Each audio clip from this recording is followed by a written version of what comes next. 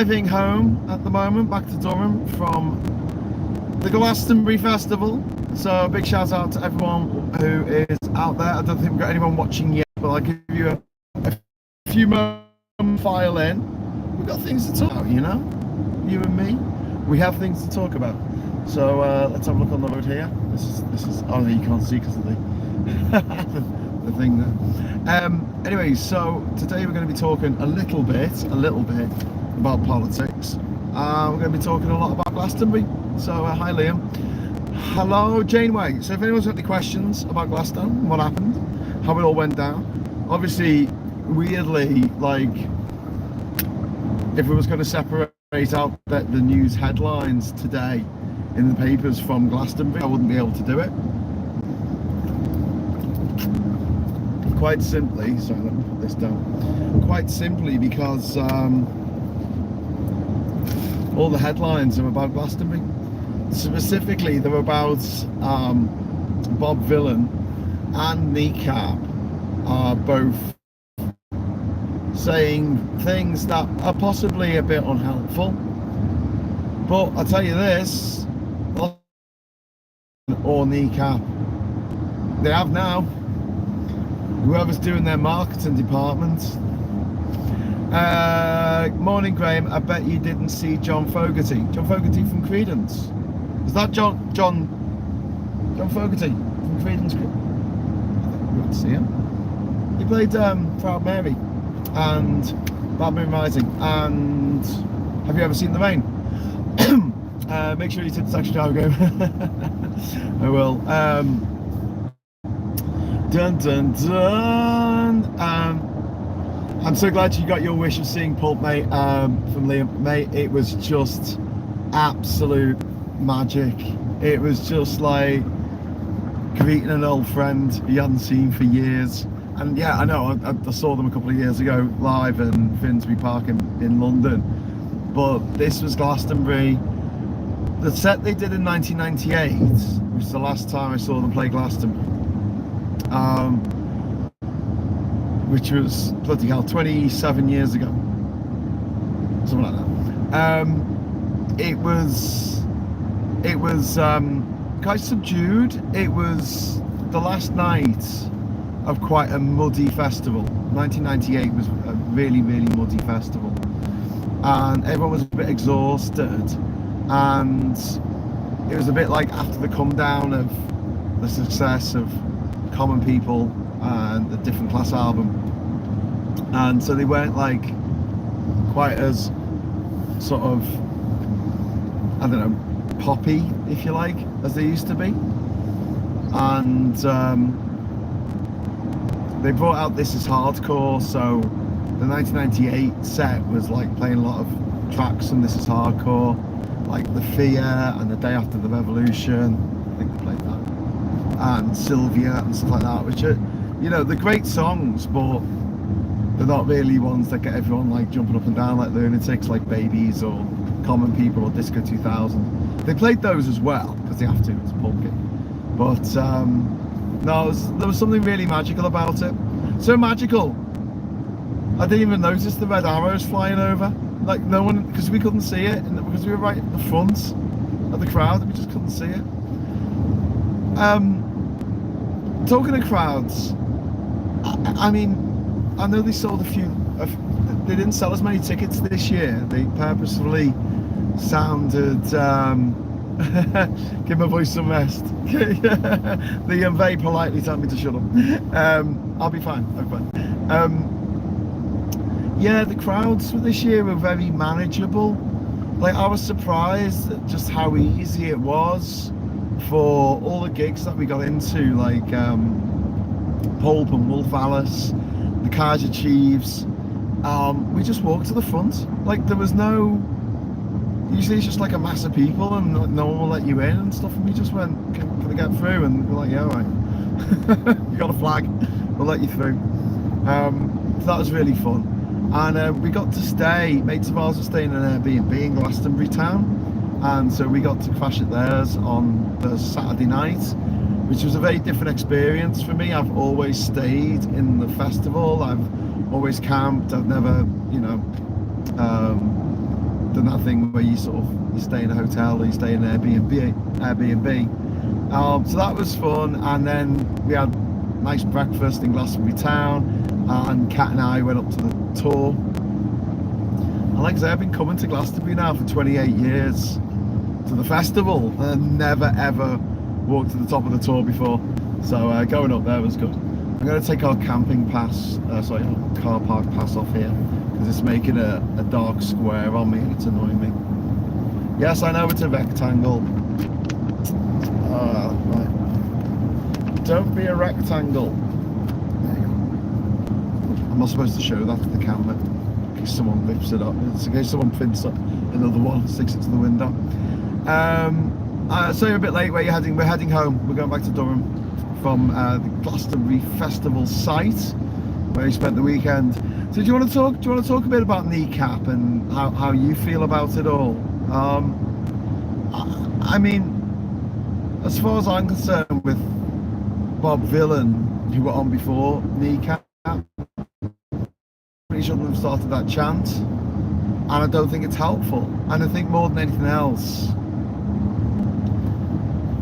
that highlighting the plight of what's happening in Gaza can be done in a way that doesn't necessarily mean you're chanting this stuff.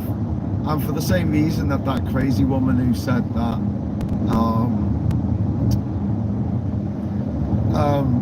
asylum seekers should be, burnt down hotels with them in, I can see why that completely illegal. I don't really care that she's gone to jail. It does seem a bit harsh in terms of her sentencing compared with the sentences that some people get for crimes that I would say are possibly even worse, but hey, I don't make those rules. But in this case, I think it was a stupid thing to say. Like I said earlier, it's probably done their career quite a lot of good, because people will know who they are now. I don't know if it should be marked down as illegal hate speech. I don't know. Nobody heard of Bob Vylan either. Yeah, that's what I'm saying. Nobody heard of Kneecap until now. Yeah, I agree. And that's the thing with this. I mean, look, Sinead O'Connor ripped up a picture of the Pope on stage. John Lennon said they were bigger than the Beatles. Sex Pistols went on live TV and dropped the C-bomb. These musicians do stuff like this all the freaking time. But isn't it interesting that the people who are screaming loudest about cancelling Bob Vylan are the same people who would otherwise be screaming and shouting about how they don't want anyone to be woke and how cancel culture is the worst thing in the world. And they turn around a day later and go, yeah, I think everyone should be cancelled. Everyone I don't agree with should be cancelled. But there's been some really worrying developments over the last week that we possibly need to talk about. And I think that this Bob Vylan story, it's a bit of a dead cat. Do you know what I mean? Are we really that arsed? Are we? I don't know. I am more arsed about the fact that that horrible little troll J.K. Rowling has been saying that women should take pictures of women in the toilets who don't look feminine enough for her liking. To which all I can think is, at some point, someone's going to take a picture of J.K. Rowling in a toilet and send it to J.K. Rowling and go, oh my God, look at this clocky motherfucker. Do you know what I mean? Budapest Pride looked fantastic. Yeah, One Angry Pagan. So this is to do with Hungary and the fact that the leader of Hungary, or Viktor Orban, is a massive homophobe and a transphobe. And he's been upsetting a lot of people, just taking over everything, taking over the government. wielding all the executive power, just like what Trump's doing in the US, which I'll mention in a bit. And he banned Pride. He banned the Pride march. He banned the Pride event. It's like the maddest thing he could do. Like, why? Who is this harming? And he'll say something like, "Oh, it's you know, kids are seeing this and it's pornography and all this bollocks." I mean, haven't we been here before? I thought we'd won this battle, but no, we've got to fight it again. Thanks to people like Orban and J.K. Rowling. Well, here's the thing, and here's the thing that gives me hope. The kickback is enormous. Whenever this shit happens, more people than ever turn out for Pride, even though they're not allowed to call it Pride. But there are like 100,000 people out on the streets in Budapest at the weekend. It was incredible to see. I saw Kate Nash on Saturday night, and she was fantastic. She was absolutely fantastic, and she played Germ. But before she played Germ, she made a speech about how feminism is not about taking the rights away from others. That is distinctly unfeminist. She's absolutely correct about. So whenever these Orbans or J.K. Rowlings of the world, the more they push, the bigger the reaction against it, and the more awareness is raised about, you know, what's actually going on in the world right now. Are we happy at the fact that the world's richest author is spending all their time going nuts about whether women of different ethnic origins look feminine enough for her liking? It's such a privileged little Karen mentality, isn't it? Like Little England are on bloody speed. Hey, yeah, we got a super chat in, and I can see I got a super chat. I'm just going to scroll the screen here. Oh, Umka, thank you very much. Morning coffee or tea for you. Enjoy good sunny morning. Oh, thank you so much, Umka. That is really, really kind of you. €5 there. We always love getting euros. Oh, Graham and Kat still married? Yes, we're totally married. No, we actually got a Wiccan pagan divorce. But no, it was that was fun. That was very spontaneous. I'm quite a spontaneous person. What can I say? Kate says feminism is meant to be equality for all. Yeah, but this is look. Feminism has always been twisted as a sorry, more than 100 years ago. You had the suffragette movement, and they were seen as crazy women, were hysterical, coming from the womb. It was the womb that making them mad. And then we had in the 70s, feminists were accused of burning bras, something that never happened. It's like these millionaires who are leaving the UK. Do you know there's over 100,000? I think it's over like 200,000. I think it's over 200,000 new millionaires in this country since 2017. So in like 8 years, we've got over 200,000 more. Someone needs to run the figures on that. Have a look how many new millionaires we've had in this country since 2017. I'm sure it's over 100,000. It might be even over 200,000. But apparently they're all leaving. It's just not true. It's not true.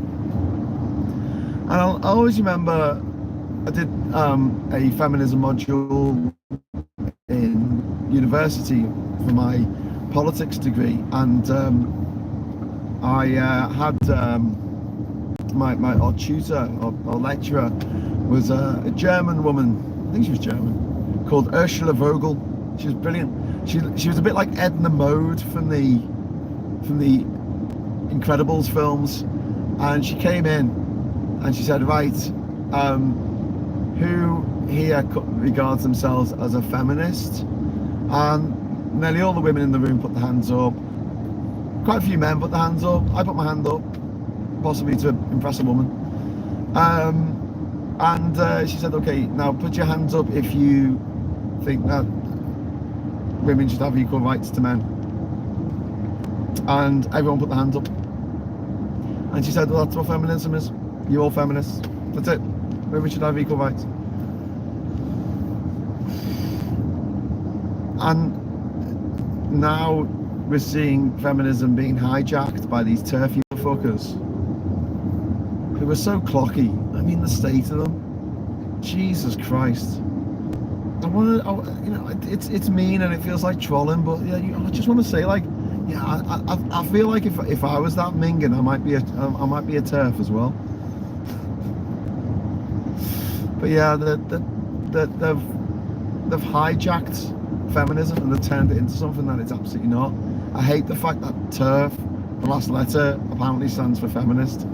These people are not feminists, in the same way that Nazis were not socialists.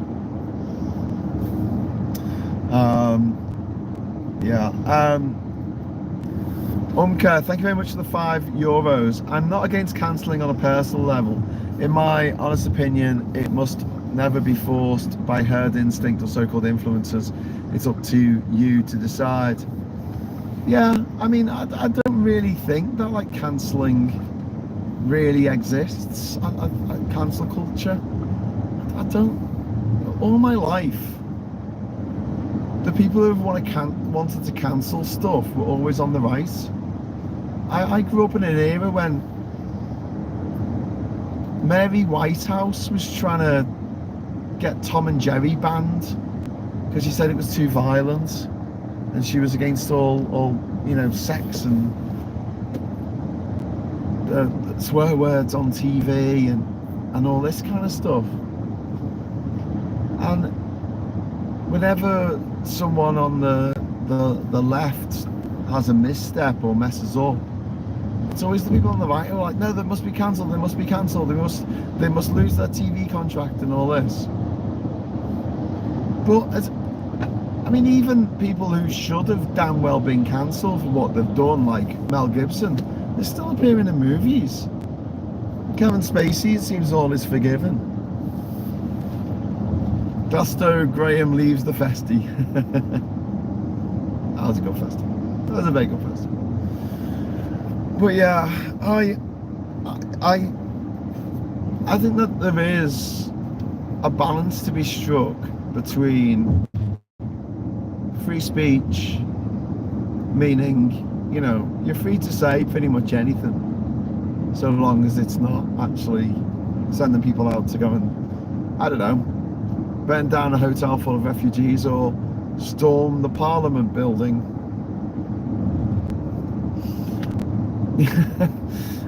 So, but I don't believe in free speech without responsibility. If there's a backlash against what you've said, then I think that's fair enough, and it's up to you how you deal with that. And I think a lot of people just can't or don't want to deal with it in an effective way, in a way that will make it so that the people who have been hurt by that person, forgive them. And I always feel like it should be up to the people that you've wronged to say whether they've forgiven you for it or whatever. It shouldn't be up to anybody else. Well, Mary Whitehouse was a pro-apartheid, so that's all you need to know about it. She was horrible. Elon Musk is still perceived as a genius inventor. Yeah. Proj were awesome, though the reason I'm tired this morning, says Martin. Full Miser. The other 700 MPS area. Oh yeah, full more music. Was Rod Stewart well attended? I don't know, Janeway, I wasn't there. We went to see the horn section. That was great. We met with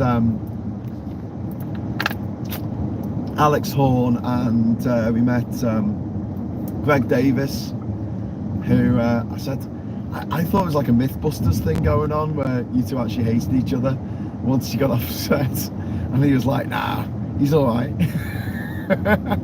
So Greg was there in like moral support, like watching in the audience, which was quite nice. So that was fun. I got Greg to record a little clip for my stepdaughters for when they won't go to bed in his proper headmaster from the in-betweeners mode. It's very funny. So that was good. Yeah, and then we went off to see Snow Patrol. Northern Ireland's third best band after Ash and the Undertones. Yeah, and then it just takes so long to get anywhere, and then we grabbed something to eat and went to see.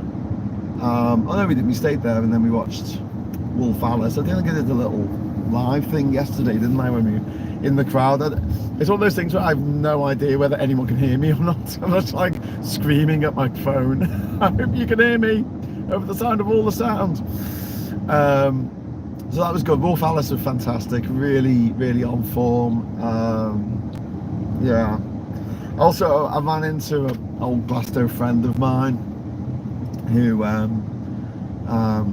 knew the mutual friend of ours that we lost a few years ago, who was a Glasto stalwart. He was always at Glasto. And yeah, so got a bit emotional at Wolf Alice after having that conversation. Anyway, so yeah, then we went to see Olivia Rodrigo at the end of the night. Why didn't I go to see the Proj? Well, I was knackered, and I knew that if I went to see the Proj, I'd just be jumping around like a lunatic. Plus, I saw them back in 1997, I think, and that was epic. And Keith was there. Keith's no longer with us either. God. But yeah, Olivia Rodrigo, she was alright. She was pleasant. I didn't think she put on like an amazing show. It wasn't like jaw dropping or anything. But she brought Robert Smith out the Cure on stage. But the thing is, she introduced it like, so when someone's talking on stage, obviously Kat can't understand what they're saying, so I'll turn to Kat and say what they're saying, you know, I'll repeat what they're saying so she can read my lips. And she said, I'm just going to introduce the person I think is the best songwriter in England. And I'm like, best songwriter in England? Oh my God, it must be Paul McCartney. So I said to Kat, like, Paul McCartney's coming on. She's like, Paul McCartney. And then she put on Robert Smith at the Cure, who, by the way, who absolutely I love, but I was a bit like, okay, not not Paul McCartney then. But he came on and they played Friday I'm in Love, which was really fun. And they also played Pictures of You, I think. No, just like Heaven. Feels Like Heaven. Pictures of You. Gracie Abrams, who played the other stage on Friday, she did a cover of Pictures of You by The Cure. So I went to Glastonbury and I got 3 Cure songs that I wasn't expecting to get. But yeah, I also want to, you know, like, I was a bit surprised that they put Charlie XCX on the other stage while Neil Young was on the main stage. Now, you know, I love Neil Young, no problem with him whatsoever. I think he's fucking great, but that was quite sparsely attended compared with Charlie XCX. They actually had to close off the other stage, people actually coming to it, which was quite unusual. They don't normally shut the other stage. There's loads and loads of space, but not quite as much as there is at the Pyramid stage. But they actually closed it. The 2 gigs that we would have liked to have gone to that we didn't get to see was Lord. She played like a secret set on the Friday, and we knew she was going to be playing, but they closed the field. She was playing Woodseas, and the same thing happened a few years ago when it was called something else. It wasn't called, I think it was a John Peel stage or something, but before it was Woodseas. Is this taking us on the toll road? No, I'm still on the M42. Okay. Getting our directions here. Where are we? No, they yeah, Franz Ferdinand did a secret gig a few years ago, and no, it wasn't Franz Ferdinand. It was the Killers. It was the Killers. Oh my God, yeah, they closed the whole area, and you can't get in after a certain capacity to stop it being too full. And Yeah, I remember listening to the Killers from behind like a gate. They wouldn't let us pass, so all we could do was just listen to them. So yeah, Lord, an hour before she was due on stage, they closed the field, so it just wasn't worth going over there. And then the same thing happened with the Scissor Sisters, who I think should have played the other stage. Look, I'm not in charge of scheduling, whatever. It's just when you've got a really big act that lots of people are going to want to see. And the Scissor Sisters are fantastic live. They're one of like my favourite live bands because they put on a real show. They put on an absolute show. Pulp put on a fantastic show as well. Kate says free speech is fine, but there are consequences for espousing lies, misinformation, disinformation, inciting violence, etc. Yeah, Kate, I absolutely agree, and that's it, isn't it? It's just like, it's obviously free speech can't come without consequences, and there will be consequences for exercising your free speech in certain ways. But another thing is, like, in the UK, we technically don't have free speech. It's an American concept. It's an American idea. And even in America, where people are trying to write what they like online, and they put stuff on, videos on YouTube, and then they put stuff on Twitter, and they say, oh, free speech, free speech. And I'm like, free speech in America, what it means is that the government cannot curtail free speech. The government, not a private enterprise. Private enterprise can do whatever the fuck they like. They're a private enterprise. I remember hearing about Wolf Alice. Never heard anything. Says Vendetta. Do you think it's okay to chant rubbish at a festival? They should be arrested. The festival is to enjoy the music and nothing about Palestine or Israel. John, I think you've never been to Glastonbury, mate. Glastonbury's always been a very, very political festival. In fact, it has a stage called the Left Field stage, which is pure politics. It's a political stage. So no, I don't think it's. I think what they said is out of order. Completely agree about that. And whatever consequences come, we'll see. We'll see what happens. I think that it's going to be a bit of a storm in a teacup. I think it's all going to blow over pretty soon. They're not. If it was a really, really famous artist, I mean, look, imagine like John Lineker. What the hell's wrong with me? Imagine Gary Lineker had said something like this on TV, or a politician, an MP had said it in Parliament or something like that.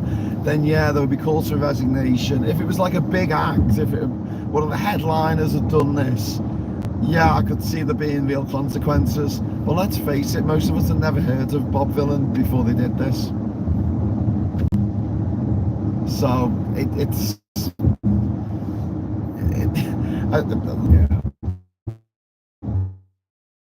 Hey, I'm back. Sorry. That 1% of Britain that isn't covered by Vodafone. Sorry, I was just saying, like, about Bob Vylan. Like, no one had heard of them. I don't think it's going to have a huge impact on their career. I don't know. Hey, I'm back. Hello. Hey, I'm back. Hello. Sorry about that. Sorry about that.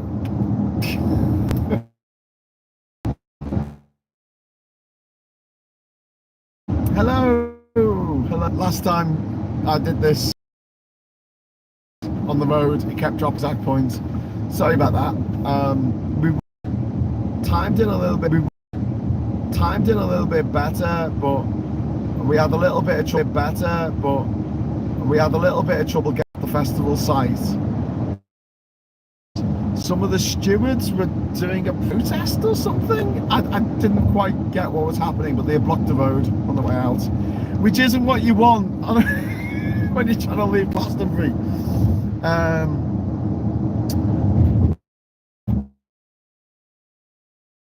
Eva's is basically meltingly old. He melted some ice off my cold block.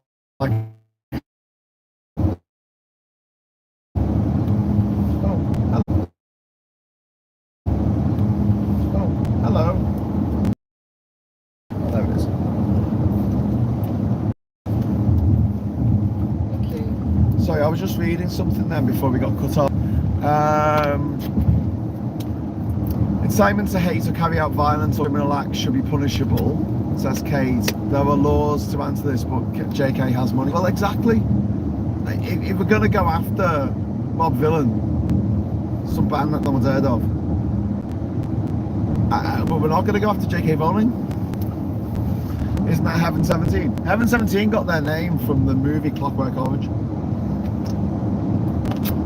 It's one of the records that Alex looks at before he takes two women home with him. Prodigy did well without Keith, but also paid tribute to him throughout. Yeah, the Prodigy great. Miss Keith though. He was great. The problem is that if a person is successful in one area, he projects this on everything they do or say.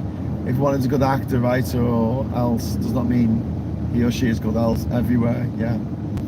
Pete says, I have a mate that used to do monitor for sound for Snow Patrol. He's also done the Prodigy. I know he was doing monitors for Muse. I haven't seen him for years, so I'm not sure what he's doing now. Well, maybe you should reconnect. You might get a free ticket. I tell you a story. Many moons ago, I was at the V Festival, I think, or maybe Leeds. I think it was maybe Leeds. One year, and I was in hospitality. And I was sitting on a table with Gary Lightbody and the rest of Snow Patrol. They'd just done an interview with the Enemy, and I was just there as like a plus one. You know, I told everyone that was at the gig this at Glastonbury's Ashes official flag bearer. that was my job. That was my job.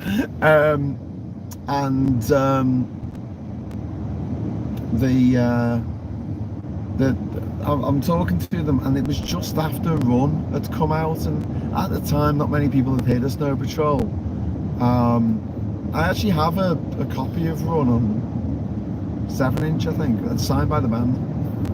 Anyway, I said to Gary Lightbody that song could be Christmas #1. I think it was just after Mad World.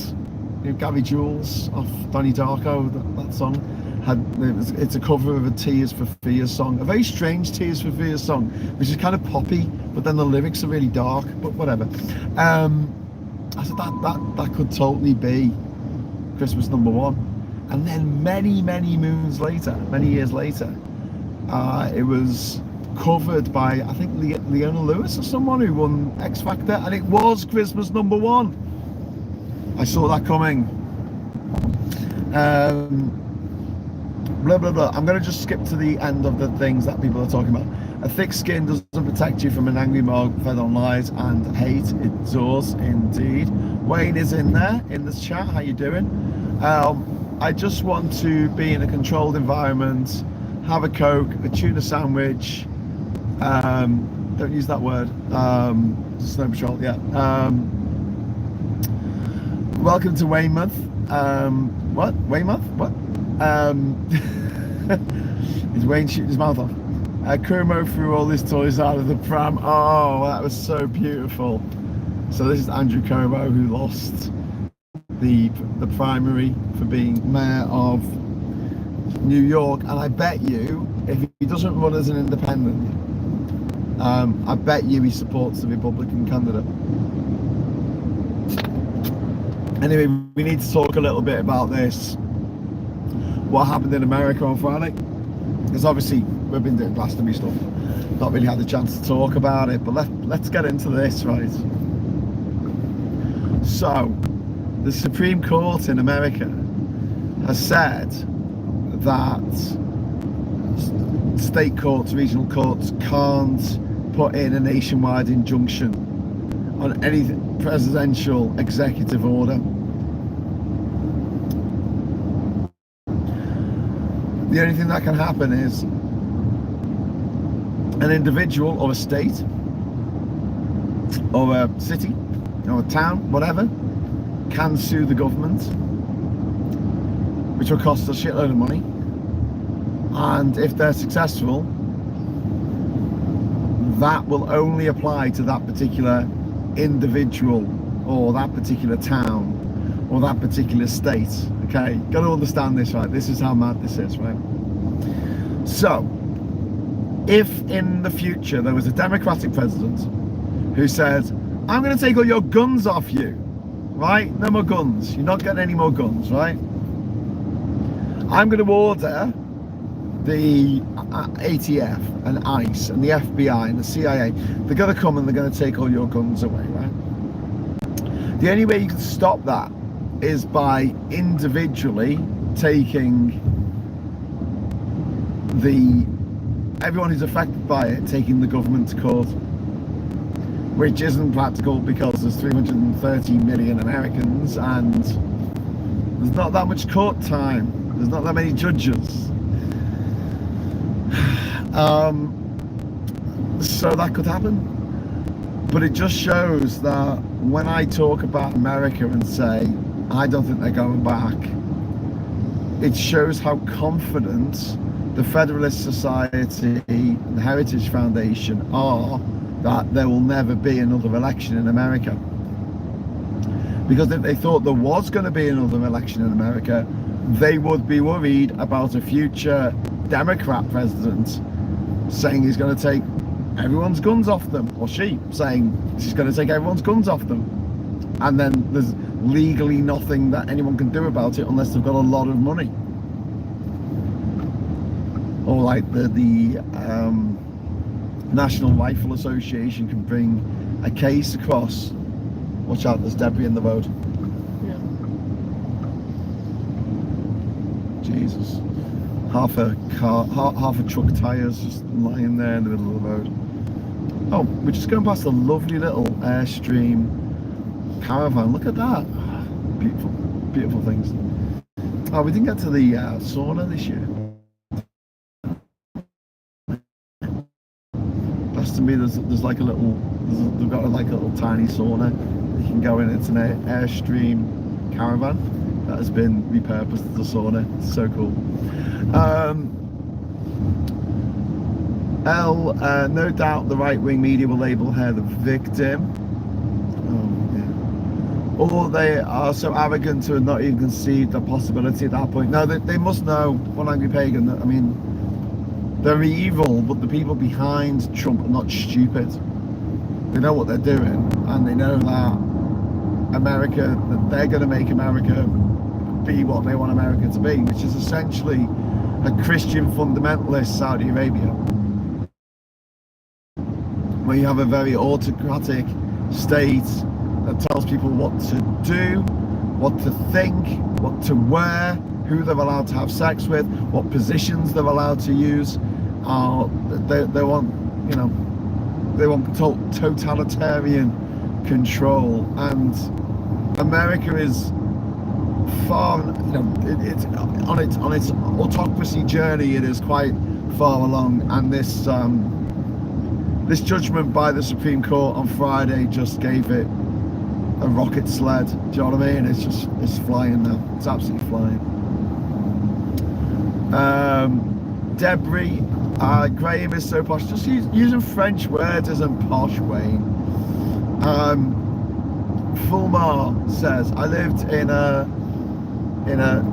sacred fairy nook when I was homeless for 7 months.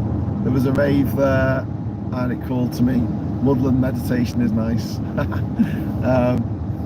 I'm glad to hear that worked out, mate. I didn't say they were stupid, but don't underestimate the arrogance. Yeah, I get that, but I mean, the conversation must have happened where they say, well, what if a Democrat president gets in and bans guns?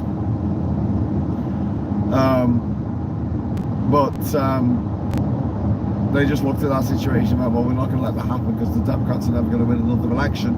We're going to make sure of it. We're going to call a national state of emergency. We're going to do whatever it takes to make it so that the midterms don't happen.